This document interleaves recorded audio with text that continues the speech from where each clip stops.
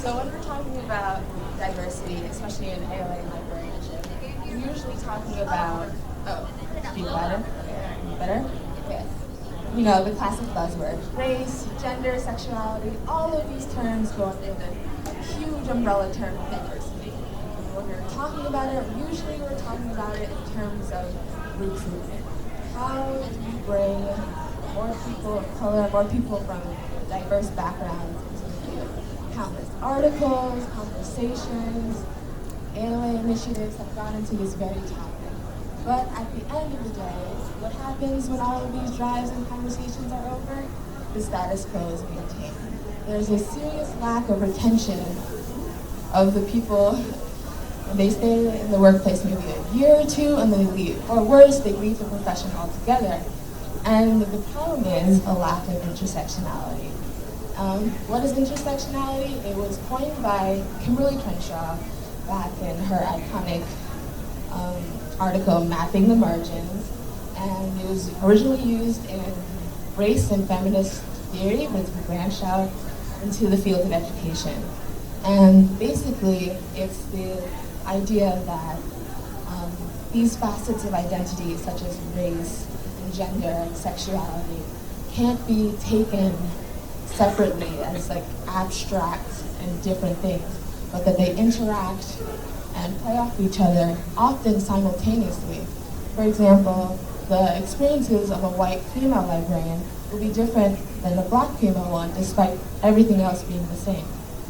So this is the traditional diversity discourse that we usually in ALA.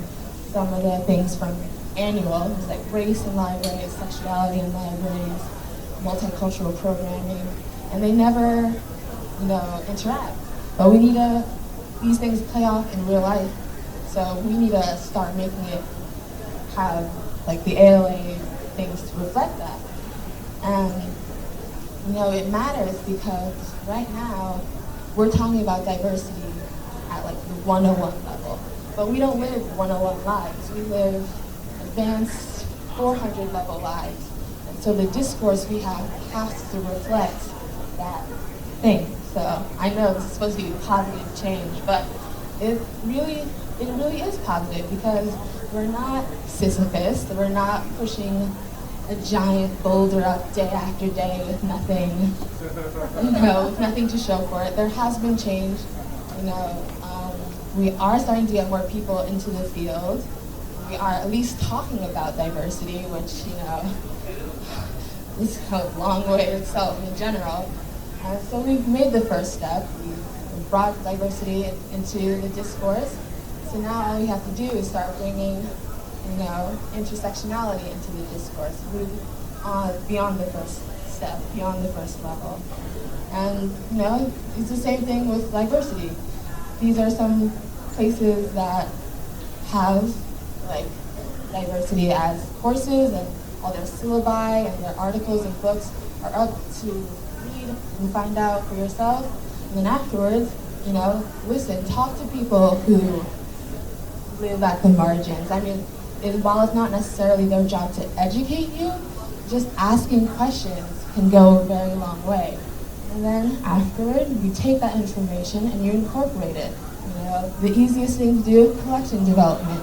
Take the research you've learned, take the conversations, and build a collection for your library that reflects the community that you live in. And stop with, all of these things that happen when you bring up diversity, like, oh, well, it's not that bad, or, oh, you sound really calm or positive, all of these, stop. Just listen with the intent to understand and not to reply or argue, and it'll go a long way. And, wash, rinse, repeat. Keep learning, keep researching, keep incorporating, and you'll see how far it goes. The table metaphor is used a lot, let's build a better table so everyone can feel safe. And just by using this, we'll learn so much more.